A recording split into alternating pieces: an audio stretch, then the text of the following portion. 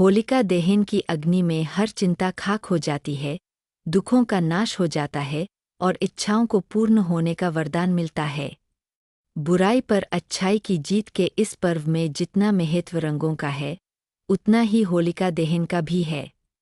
ये मान्यता है कि विधि विधान से होलिका पूजा और दहन करने से मुश्किलों को खत्म होते देर नहीं लगती। हिंदू पुराणों के अनुसार हिरण्यकशिपु नाम का एक राजा कई असुरों की तरह अमर होने की कामना करता था।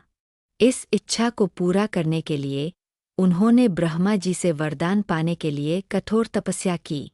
प्रसन्न होकर ब्रह्मा जी ने हिरण्यकशिपु को वरदान स्वरूप उसकी 5 इच्छाओं को पूरा किया कि वह ब्रह्मा द्वारा बनाए गए किसी भी प्राणी के हाथों नहीं मरेगा, कि वह दिन या रात किसी भी हथियार से पृथ्वी पर या आकाश में अंदर या बाहर नष्ट नहीं होगा, पुरुषों या जानवरों, देवों या असुरों द्वारा नहीं मरेगा, वह अप्रतिम हो कि उसके पास कभी न खत्म होने वाली शक्ति हो और वह सारी सृष्टि का एकमात्र शासक हो। वरदान प्राप्ति के बाद हिरण्यकशिपु ने अजेय महसूस किया। जिस किसी ने भी उसके वर्चस्व पर आपत्ति जताई, उसने उन सभी को दंडित किया और मार डाला। हिरण्यकशिपु का एक पुत्र था प्रहलाद। प्रहलाद ने अपने पिता को एक देवता के रूप में पूजने से इनकार कर दिया। उसने विष्णु में विश्वास करना और उनकी पूजा करना जारी रखा। प्रहलाद की भगवान विष्णु के प्रति आस्था ने हिरण्यकशिपु को क्रोधित कर दिया और उसने प्रहलाद को मारने के लिए कई प्रयास किए, जिनमें से सभी असफल रहे। इन्हीं प्रयासों में एक बार राजा हिरण्यकशिपु की बहन होलिका ने प्रहलाद को मारने के लिए अपने भाई का साथ दिया। विष्णु पुराण के अनुसार होलिका को ब्रह्माजी से वरदान में ऐसा वस्त्र मिला था जो कभी आग से जल नहीं सकता था। बस होलिका उसी वस्त्र को ओढ़कर प्रहलाद को जलाने के लिए आग में आकर बैठ गई। जैसे ही प्रहलाद ने भगवान विष्णु के नाम का जाप किया, होलिका का अग्निरोधक वस्त्र प्रहलाद के ऊपर आ गया और वह बच गया, जबकि होलिका भस्म हो गई थी। मान्यता है कि तब से ही बुराई पर अच्छाई की जीत के उत्साह स्वरूप सदियों से हर वर्ष होलिका दहन मनाया जाता है।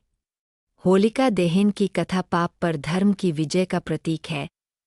एक और कथा राक्षसी धुंधी की है।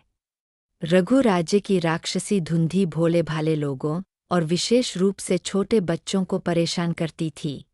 धुंधी को भगवान शिव का वरदान था कि वह देवताओं, पुरुषों द्वारा नहीं मारी जाएगी और नहीं गर्मी, सर्दी या बारिश से या किसी भी शस्त्र से पीड़ित होगी। इन आशीर्वादों ने उसे लगभग अजेय बना दिया, लेकिन उसमें एक कमजोर बिंदु भी था। उसे भगवान शिव ने भी श्राप दिया था कि वह चंचल लड़कों से खतरे में होगी जो उसे परेशान करेंगे। राजा ने पुजारी से परामर्श किया।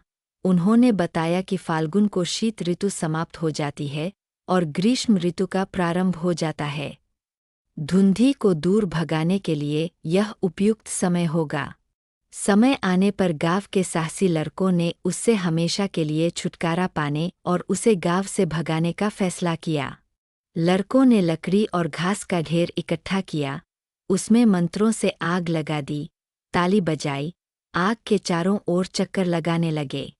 वे भांग के नशे में चूर हो गए और फिर धुंधी के पीछे पीछे गांव की सीमा तक नगारे बजाते, शोरगुल करते, गाली-गलौज करते रहे और ऐसा तब तक करते रहे जब तक कि धुंधी हमेशा के लिए गांव से बाहर नहीं निकल गई।